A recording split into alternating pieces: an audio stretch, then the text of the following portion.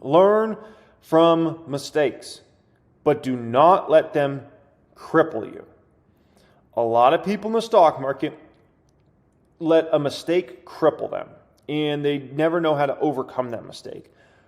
This is life. You will make mistakes. I don't know if anybody ever told you this, but you will make mistakes, okay? The stock market is a representation of life itself. You will make mistakes. Do not let those mistakes cripple you, or you will forever be in a fear state, okay? And so if I think about the public count, right? We've crushed the market over the past 5 years, and we're going to, in my opinion, we're going to absolutely obliterate the market this next 5 years. I won't even be close. I mean, it's not even close now, but I think like the returns we're going to get the next 5 years is going to be disgusting, okay? Now, keep in mind, these returns are with two stocks in the past 5 years that were in the public count that went under when BK had to file for BK, and we still killed the market, right? Which still goes to show you, you can still crush the market even with making some big mistakes. Now, imagine if I never had bought those stocks. I mean, what are we sitting on? 30, 40, 50, 60% gains a year, annualized returns on average over the past 5 years? Yeah, we might have been. But nonetheless, I learned from those mistakes. I won't make those mistakes again. And we move on, right? And we still crush the market even with those two mistakes in there. And so, you know, if you ever played sports, it's something I learned very, very valuable. I learned a lot of things, very valuable things that I've adapted, from basically my childhood and playing sports and becoming an adult and getting into these games of money and all this other stuff, okay? And by the way, if you have kids, if you ever have kids, like put them in sports. Try to put them in as many sports as possible. They don't have to be the next LeBron James, the next Tom Brady, but just, they're going to learn a lot of great life lessons in playing sports that they'll be able to take forever, okay? So senior year of high school, I played tackle football for 5 years. In senior year of high school, I took up a position that I never played before called cornerback, okay? And basically your job is to defend against the receiver. Now, in this particular position, it is a given that sometimes this guy is going to catch passes on you. And it's a given that sometimes you're going to get beat for a touchdown. It feels embarrassing because you're kind of out on this island all by yourself. If somebody runs it for a touchdown, the whole defense kind of gets blamed. But if this guy goes deep and he burns me for a touchdown, it's embarrassing, kind of. It is, because you seem like you're the only one that was guarding him, and he just scored a touchdown. You just let your whole team down, right? So it's very embarrassing. But when you play cornerback position, you learn something that's very valuable. There's a famous saying that all defensive backs must need to possess short-term memory. Not short-term memory that causes you to forget the play in the huddle. The saying refers to short-term memory that allows you to move on to the next play with a clear mind and extreme confidence. Playing cornerback, confidence is everything. In other words, don't dwell on bad plays and don't get too attached to good plays. Each play is a new opportunity, make a play. Easier said than done, but it's a necessity, right? And so this is what I learned playing football and playing that specific position is the exact same thing in the stock market, right? Because each new stock you buy is a new opportunity to either lose a massive amount of money or make a massive amount of money. And you have to understand that going in. And you have to play with confidence. The problem is somebody loses money on a stock or two and they're done. They're done. They're mentally broken.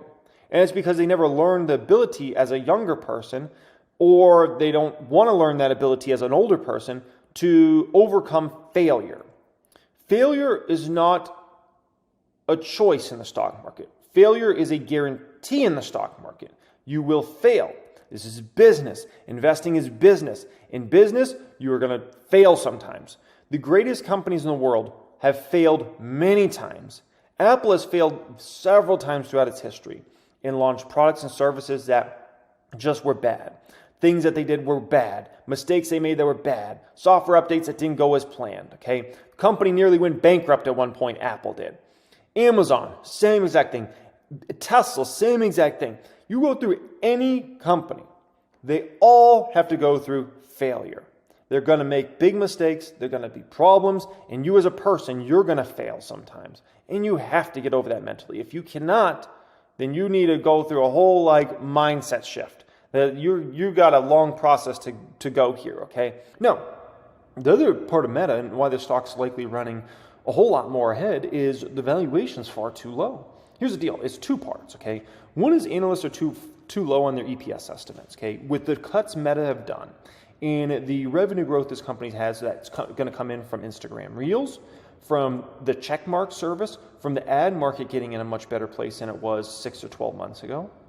On top of that, WhatsApp monetization is about to go to the moon, okay? You remember earlier I showed what happened with Instagram monetization over the years? That's about to happen with WhatsApp, essentially, over this next few years. So, and it's already going to start playing out this year, okay? So EPS estimates far too low, in my opinion. I think the high guy on the street is closer to reality than kind of what analysts have here. I think $12, something's in the bag for 2023. I think the big question is, are they going to do $13 or $14? I think, like I said, $12, slam dunk. Is it going to be 13 or 14? So this number is likely going to be wrong, which means analysts are going to have to bring up their numbers for next quarter and the next quarter and for the overall year.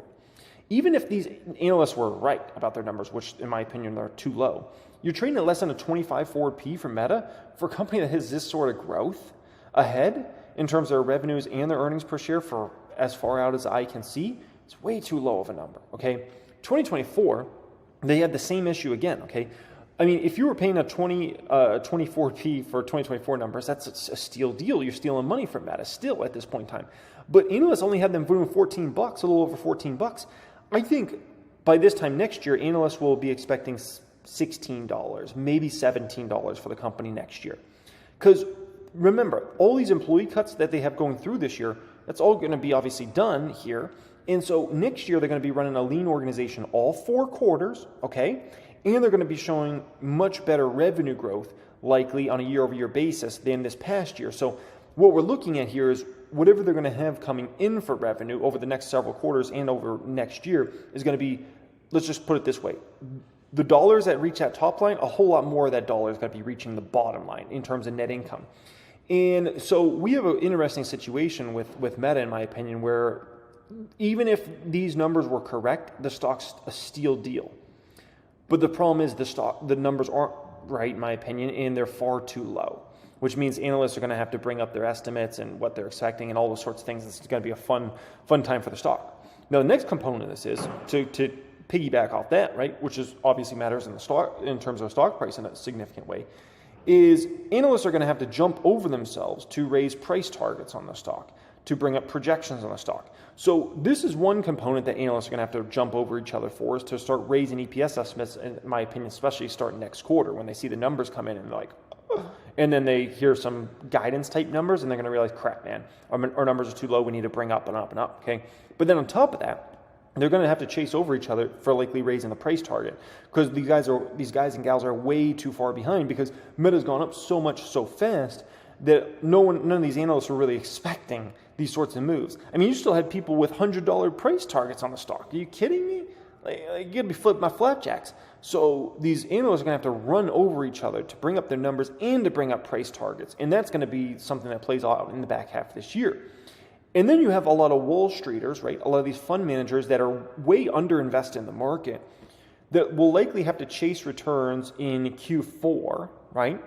And they're going to look out there and say, where do I want to chase returns at? At Apple that has, negative earnings right now and has negative revenue? Do I want to chase there at a 30-something PE?